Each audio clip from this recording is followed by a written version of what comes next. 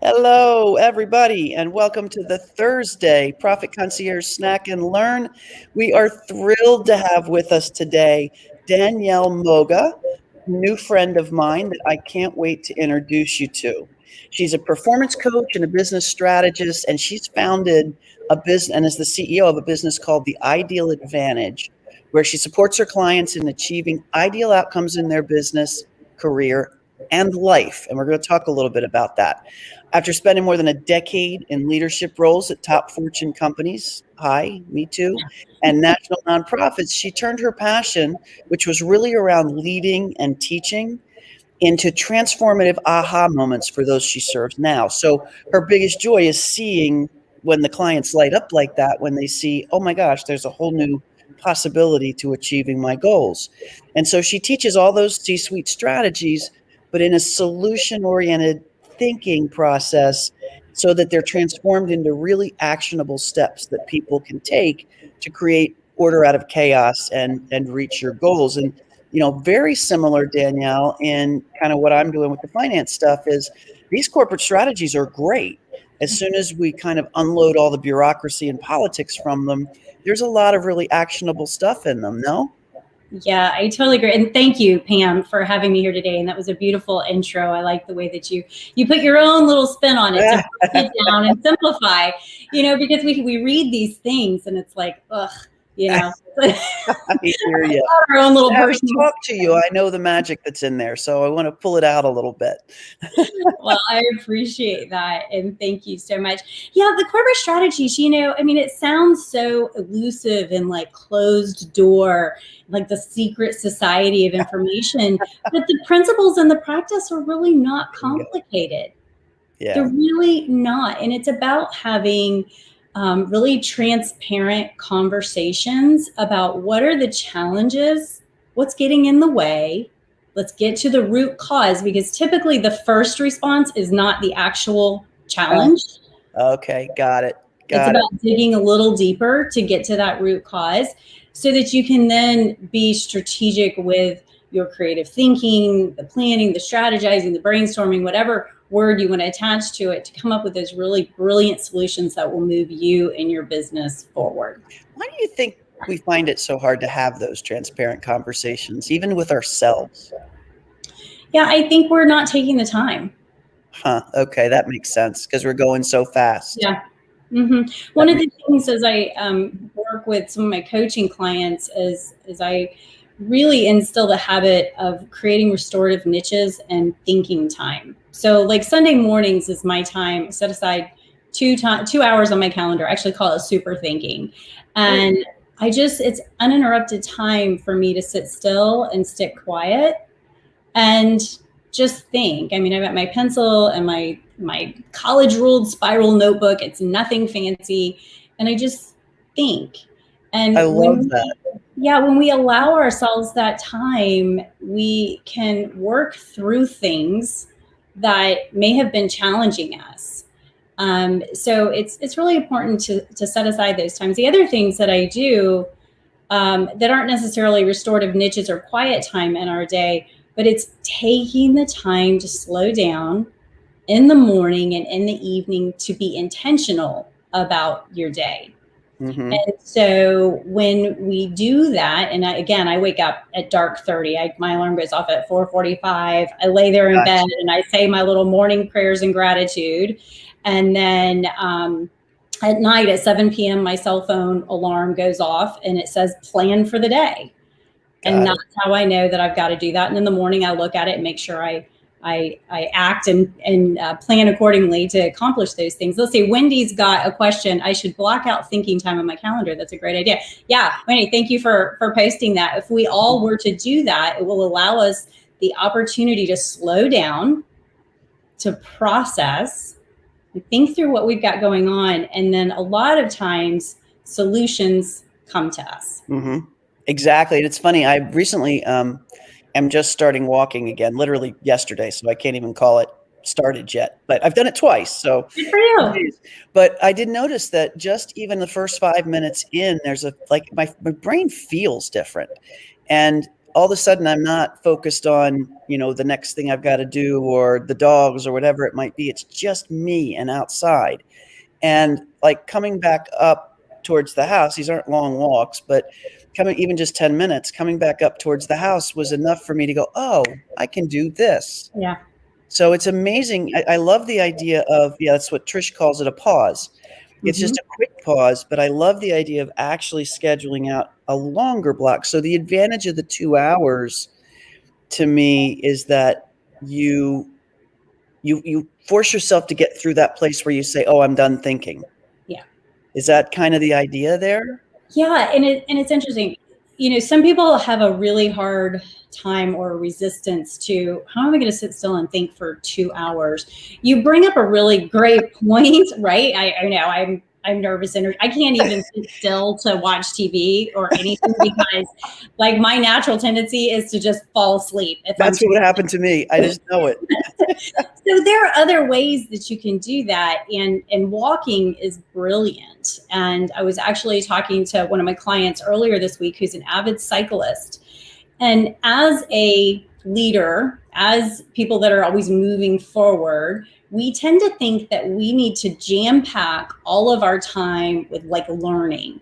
And so he would get on his bike and he would be listening to podcasts and, training course and all these things filling his mind. And one of the benefits with exercise is that, yes, you can do that, but you can also use that time to just be quiet because there's a high correlation between movement and activity and that endurance training and the way your mind works. And it becomes very meditative. And so when you get out of your head and you're focusing on the breathing and the training and the aspects of the exercise, it actually is like meditation where it begins to unlock. So you think unlocking and puzzle pieces coming together. Again, that's an opportunity for problem solving. Just like get out of that headspace. That is a great tip because I will tell you, I have something in my ear every minute of the day. So if I'm not working and there's music in the background, then I am listening to a podcast, listening to something on YouTube. And like when I was walking today even, but it's interesting. I start to stutter here when I think about walking without anything in my ears. It's like, that would be interesting. Just listen to nature. But I'm going to give that a try tomorrow. Yeah. And you can even give yourself a question to ponder. Oh, good idea. That's a little deeper. Maybe you're feeling resistance about something. Yeah. Maybe the resistance is, I really want to walk and be listening to a podcast. Wow. I wasn't going to ask you for tips until the end, but you are coming out with them. This is great. I love it. Set aside a couple hours for a super think. When you go on a walk or do something that's exercise, just unplug. Don't leave the podcast in. This is me. I mean, like I said, I'm literally about it, but I want to try it because like I just noticed the other day, the birds are chirping again. Yeah. And I love that sound. So that is really, really cool. And then while you're on that walk, think of a cool question and just ponder it, maybe beat some resistance out. Yeah, I've been in a period of just introspection. I've pulled back a little bit on a few things and I'm pulling the thread on some resistance that I'm feeling. And so it's very interesting to see what unlocks for you when you start saying, why am I feeling this way? Why am I resisting this? Why am I getting puffed up or like I want to like cave in and hide, what is that? And that will help to bring you insight. But back to the blocked time for super thinking. The idea is to really take time to slow down, find a way to slow down and create moments to think and to process and have quiet reflection, because that's really where the magic happens. You can continue to pour into your learning container, which is probably already maxed out. Anyway. Yeah. So you've got so much knowledge that you've already acquired in there. Why not give yourself some time? Brilliant. That is brilliant. Give yourself some time to like process through it. I'll tell you something that I've started doing this year. I'm rereading my books. I have this terrible habit of like buying and acquiring books. And like after a while, you start to say, there's a lot of common themes here. Oh, yeah. so why don't I just go back and reread and make sure that I've really understood the lessons and the principles that have been taught here, rather than buying the next one. Exactly. Wow, there is so much common sense in this conversation. I can't stand it. And it's stuff that like I'm not thinking about as I go through my day. But Yeah. you really pointed something out in everybody's day. And I've noticed that, and I'm paying a lot of attention to this. There are things that happen, calls that come in, emails you look at or whatever, that just give you that instant in your reaction. And so I've started paying a lot of attention to when that happens. So at first I didn't notice it until I was, an hour into being furious about something or upset or whatever. But now I'm noticing that trigger really quickly. And what I love about what you're saying is when I notice those triggers now, I don't have to process it. I can write it down. Mm-hmm. And the next time I'm on a walk, really think about, why did that happen? Yeah. What's going on there that needs some resolution, because nothing happens to us. It's us, right? We're reacting to something. We're responding to something. So why did I respond that way would be a great walk question. Yeah. And it's not happening to us. It's happening for us. Yeah. And I tend to find that I get to work through lessons that I haven't quite learned yet. So as I'm feeling resistance, there's typically a common theme of something that I have not quite mastered. I love that. So I get to be creative, find out why, Yep. and work through that so that I can, instead of getting frustrated and puffed up in those moments, I can remain neutral. That's just brilliant. And this all kind of comes together in a whole thing for me. I know my mind's opening up a mile a minute right now. So it's interesting. So, I'm listening to this, and what I'm hearing is both coaching, business coaching, and life coaching. So you do both? It sounds like, excuse me. I do. And I have a long background in business. So I'm corporate groomed and polished and cultivated and all those things from the strategy perspective. But I also believe that, we are whole holistic human beings. There are a lot of pieces, parts that make us all unique and interesting. And what I have noticed is that as I'm having conversations, if it's with an individual client that is wanting to, figure out how to improve culture or create efficiencies or cadence and respect and communication for better buy-in and transparency in the organization, sometimes those conversations go into a personal nature.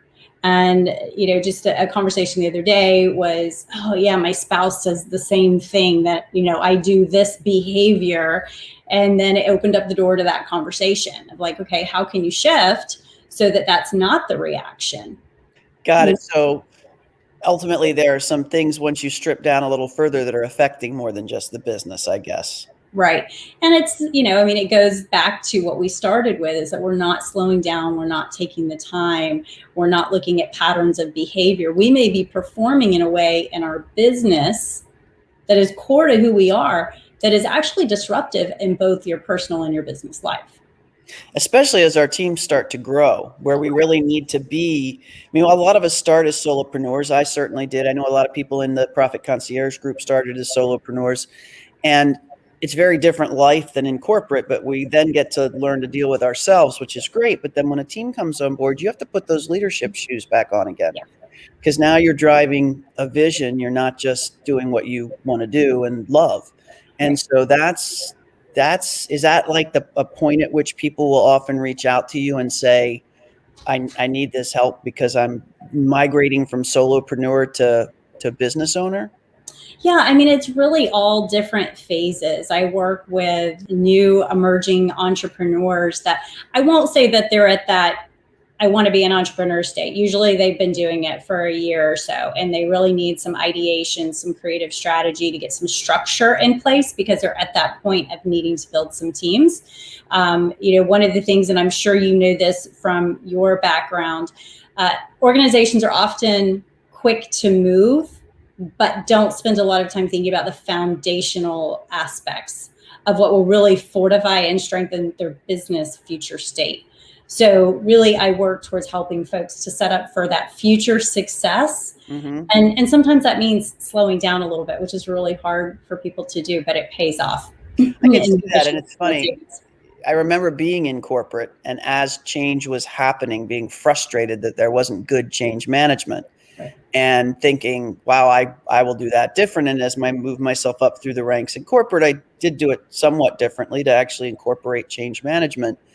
But once I left corporate 5 years later, now I'm in my own business, I forget that now I'm that idiot owner who is driving change without change management. So it's an interesting kind of spotlight on how we do things.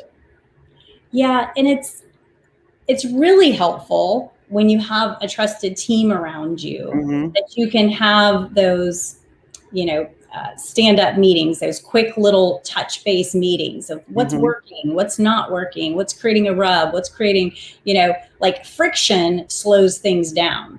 Yeah. So you think about what's the friction that we have, what can we do collectively to solve that? And really be a servant leader. Yeah. Ask, how can I support you in this? What could I have done better to minimize that friction? Yeah, I love that. What can we be doing proactively to prevent that in the future? Mm-hmm. I love the term friction because it's so it visually represents it to me. So, one of the things I like to challenge myself with and the team is, where do you feel that? And I'll use the term friction now because I really like the way that sounds. Where is there friction in what you're doing? Because it doesn't necessarily mean friction with somebody else. It just means in the process. Right. Where was that not easy? Where was there a bump? Where did something go wrong? And as long as we're kind of constantly revisiting that, we're going to constantly, by definition, tweak and improve. Yeah, absolutely. And funny story, the name The Ideal Advantage came because I was sitting in too many like mind-numbing, soul-crushing meetings, projects, events, whatever you want to attach to it. And I'm sitting there thinking like, oh my God, there's got to be a better way. Like, this is so inefficient with our time, with our resources. Yep. And I really started thinking about like, what are the ideal outcomes? Like, if we begin with the end in mind, if we think about future pacing and what do we really want, then we can reverse engineer. Love it. That. And so that's all about creating our ideal advantage in that space. However, if you look up ideal advantage, it will take you to physics, an ideal mechanical advantage, which is actually about inputs and outputs, and about how when you have friction, you have to increase the energy to get the result. Love it. So if you reduce or eliminate the friction, then it simplifies. That's awesome, because when we think about mechanics, that makes total sense to us, right? It's why we grease a wheel. It's why we make sure the cogs are aligned. It's all that stuff. So that's great. Oh, that really works well for your business name, doesn't it? Just came together. It is kind of like that, isn't it? Yeah. Nice. Very interesting. Perfect. So when you were in corporate, were you in organizational change? Were you in what was your role in corporate where you sort of fleshed out all these skills? Yeah, so the two key ones were in a top Fortune company in sales effectiveness. And wow. Okay. Yeah, so that was a very interesting role because there were two organizations coming together, and they really had to consider people, process, tools, technology, every aspect of the business. And sales is their core. And all of those things impacted the sales force. So I was in a role that was forward facing to sales, but was really back office in nature. Oh. And so I had to understand what the sales teams needed and then sort of translate all that into, the reporting. How could we make it actionable? How do we need to change our reporting so it's apples to apples instead of apples to oranges? What are the training? What are the, all the pieces, parts that would help them become more effective? And not only that, but like, where is the communication going awry? I love that. So the fact that it was based in sales makes it even more effective for us in this group, because whether we like it or not, every one of us as a business owner has to be a good salesperson. Even every one of us as an employee or as a customer of other people, you need to understand the sales process in order to really execute well on what you're doing, because you're always trying to influence change. And Absolutely. anytime you're trying to do that, it's a sale, whether it's a change in behavior or a change in somebody's skill set or getting somebody to give you money. I mean, I just think that topic is so relevant for entrepreneurs. I didn't realize you'd started in sales. That's awesome. Yeah. And really, if you think about it, enrollment, Yeah. Sales and enrollment are terms that are interchanged a lot lately. I mean, ultimately, you're making a sale of some sort, whether it's your service, your products, whatever it might be, in exchange for some type of currency or other service back, commodity trading. So the enrollment, some people don't like the word sales, some people feel icky about it, some people feel uncomfortable about it. But if you turn it into enrollment, and that I have a vision and for something that will support you, or what is your vision, Pam Pryor? What are you trying to achieve? And let me enroll you in that vision to a higher level. And let me tell you how I can support you. Love that. In that vision. Yep. That's fantastic. That's such a great perspective to have. Well, and really, I mean, it becomes more of a heart service. Like, I absolutely love what you're doing. How can I support you? Tell me more, and let me see if I can connect some dots and create some synergies, and then provide you value to just help support you thrive. Love that. And that goes for us with our employees. That goes for us with our outside services. That applies us with the customers, you with your clients. That applies everywhere. And that's why I really like circling back to this term friction. I'm going to incorporate that into the survey that I do monthly with everybody on the team. Basically just asks a few questions on where they are. And I'm going to change the wording on one of them to say, where was there friction for you in the business this past, or in the business or personally, whichever you want to share in the last month. I love that. Yeah. Great tip. The other area that I came from is national nonprofit and their operations. Okay. So shared services. And that was really just the operations of the whole organization. So again, I tend to be in these areas where I've got my hands in a lot of different pots, or I seem to be the hub of a lot of different spokes. You've seen both sides of the creative tension, I call it. Exactly. And it's great because it gives you the visibility so that you can create alignment and collaboration and solutions moving forward. With a whole understanding instead of just a single perspective. Right. Which so many times we just have that one vantage point, that one perspective. And that's one of the beautiful things when I do the facilitated strategy sessions with businesses, is to go in and, once you're uncovering and you're getting to those, what we call the root problem, and they just think there's one way forward, then that's where it gets to be really fun. Yep. Because you get to shift those perspectives. Yeah, I can totally hear that, because I know that I always think when I see something, everybody else is seeing it the same way. And if they're seeing it the same way, then, why don't we all agree? But then I have to back up and say, no, everybody doesn't see it the same way. If you're talking to 5 people, there are 5 different angles on that same point, on that same thing. And once you step back and recognize that, it's like, okay, we've got to get ourselves a common understanding of what the thing is first. Right. Then we can probably come up with a solution. So I know you did. I know I saw that so much in corporate. Oh, yeah. Just no listening, no real listening. And I would love to see, with this whole new era of entrepreneurship rising up, the fact that there are people like you out there help coaching people on how we've learned how we don't like to do things. Right. There was a lot of good in corporate life. I will never diss it. I mean, DuPont fed me until I was 40 years old. I think I have an oval on my head underneath here somewhere, and there was a lot of good, but there was a lot of bad. And we got the chance here to filter the bad stuff out and bring the good stuff forward for this entire new generation. And I don't mean by age, I just mean by economic ages.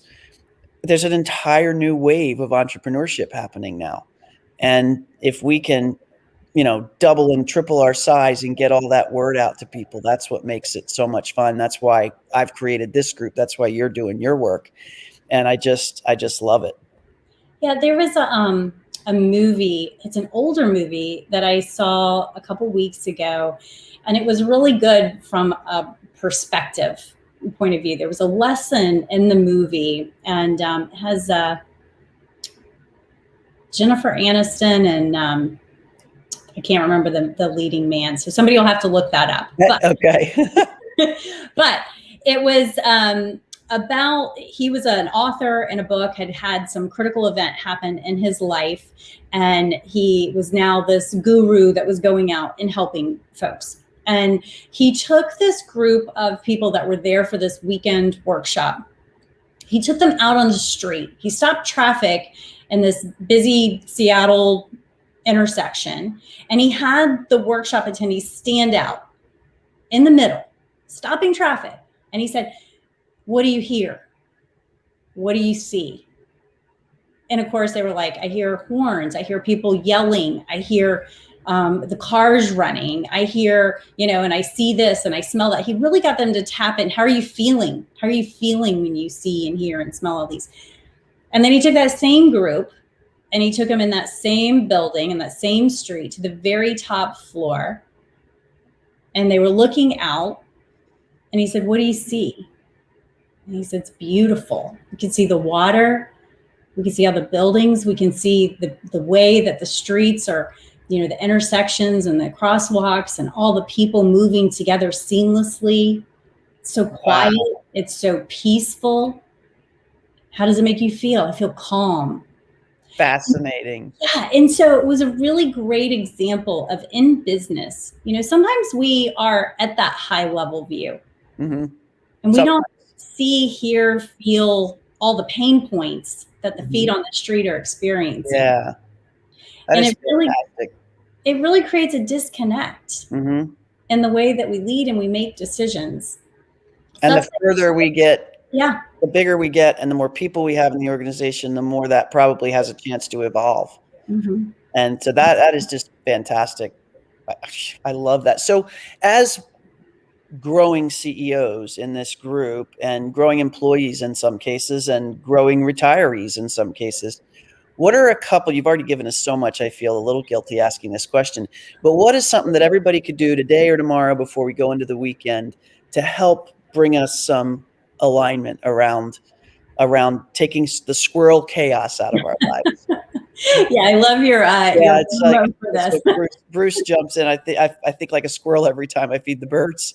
Steals seeds, even tells when the birds. Well, it's fascinating because like everybody else, I have squirrels and shiny balls and things that like distract me. But when you take that little woodland creature like Hammy the squirrel on over the hedge, and you think about, oh my gosh, they're so singularly focused. Mm-hmm. They have like that one job to do. You have one job. One job. So really get focused on that one thing and be intentional about it. And so when you're setting aside your quiet time, your super thinking, your restorative niche, whatever you would like to call it that works for you, when you set aside that time, think about, what is that one thing? And, Gary Keller wrote the book on the one thing, and he did a brilliant job on it. But it doesn't have to be like our one goal for the year. It could be like, what is the one thing that we need to get done today? Love it. Or the one thing we want to think about on this walk, or the one thing. Right. It's almost like intention setting for a period of time. Yeah. And be very intentional about it. When you're picking up, like, before I get on these calls, what is the one thing that I want? What is my intention? My intention is to share. My intention is to give. My intention is to be helpful. My intention is to be authentic. Really align your intentions with what you want to do. And then be engaged. Be engaged with who you are with. Connect with them. Listen. Because that's when the real magic happens. That's when connection begins. And I believe that we are all so hungry for true connection right now. Guys, that is gold.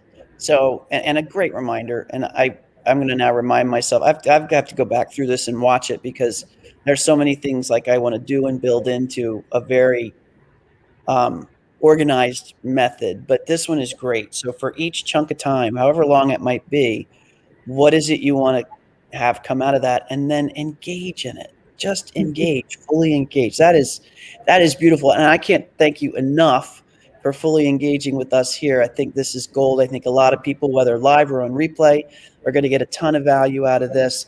So let me ask you this. What can we do to help you? Oh, you're sweet. Well, I love coming into organizations and creating strategy. I love to help people flesh out what is keeping them stagnant, where that friction is for them, and helping them to find solutions and creating a roadmap to that ultimate success, their ideal advantage. And so if folks are in need of a facilitated strategy session, I love to do those and help folks out. And then also coaching. You know, sometimes we have sticking points in our business or career in life that we're just not getting to that next level.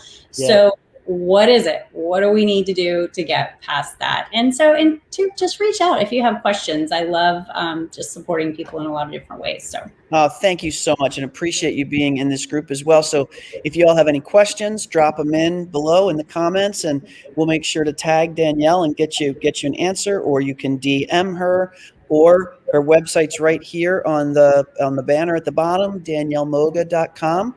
So find out all you can about her, and if you need anything, have any questions about this, make sure to tag her and keep your ear out for people who might be looking for what she offers. So as we continue to grow this group out, that's what I really hope for us all to be doing for each other. So thank you so much, Danielle, for jumping on here. We're thrilled to have you. Everybody have a great Thursday. We will see you on Profit Concierge Snack and Learn next week. Have a fantastic weekend. Thank you so much.